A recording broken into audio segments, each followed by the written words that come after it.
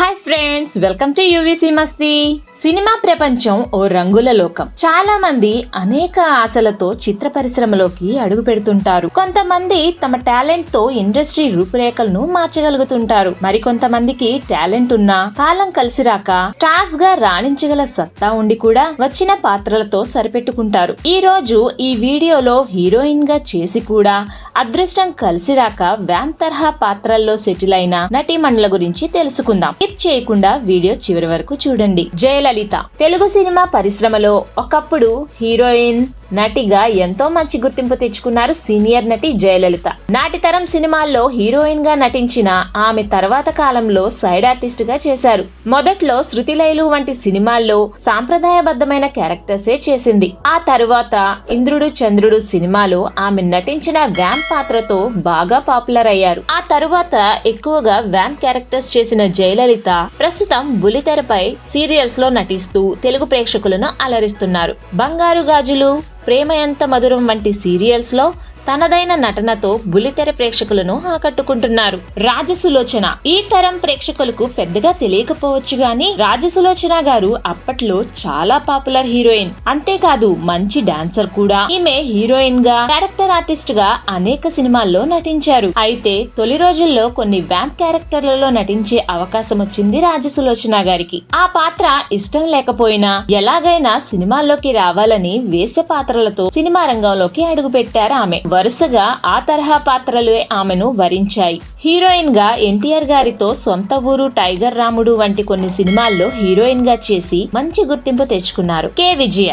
1973లో వచ్చిన జగమే మాయా సినిమాలో ఇద్దరు హీరోయిన్లలో ఒకరిగా నటించారు కె విజయ గారు. గిరిబాబు, శరత్ బాబు, నరసింహరాజు వంటి వారి సరసన సింహస్వప్నం వంటి కొన్ని సినిమాల్లో హీరోయిన్ గా చేశారు. కన్నడలో కూడా చాలా సినిమాల్లో లీడ్ రోల్స్ లో నటించారు. కానీ ఎక్కువ కాలం హీరోయిన్ గా కొనసాగలేకపోయారు. చిరంజీవి గారి లాంటి అప్పటి యంగ్ హీరోలకు వదిన, అక్క వంటి చిన్న చితక పాత్రలతో పాటు వ్యామ్ తరహా పాత్రల్లో కూడా నటించి కనుమరుగైపోయారు కె విజయ గారు. సిల్క్ స్మిత ఒకప్పుడు ఇండియన్ సినిమాను షేక్ చేసిన బ్యూటీ. ఓ తరం కుర్రాళ్లను తన అందచందాలతో కట్టిపడేసిన గ్లామర్ క్వీన్ ఈమె.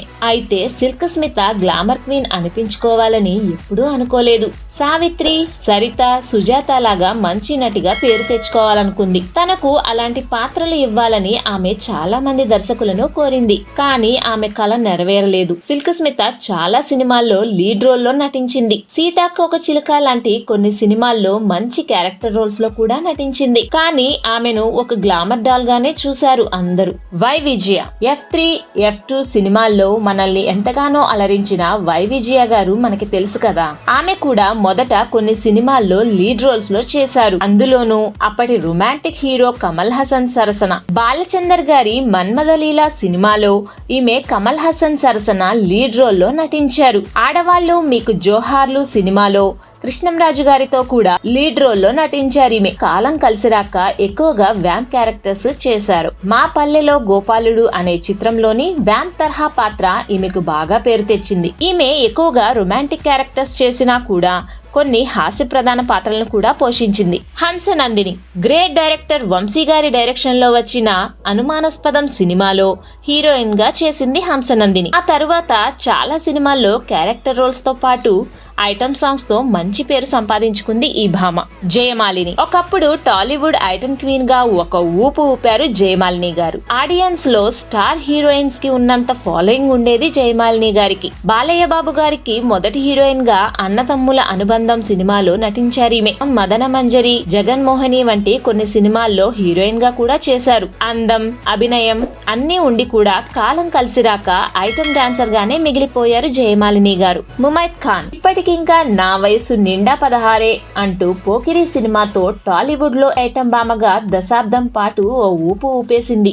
ముమైత్ ని హీరోయిన్ గా పెట్టి సినిమాలు తీసేందుకు దర్శక నిర్మాతలు ఆ సమయంలో బాగా ఇంట్రెస్ట్ చూపారు కూడా. Maisamma IPS, Mangathayaru tiffin centre వంటి కొన్ని సినిమాల్లో లీడ్ రోల్స్ చేసినప్పటికీ ఐటమ్ గర్ల్ గానే ఫేమస్ అయ్యారు ఆమె. That's all for this video friends.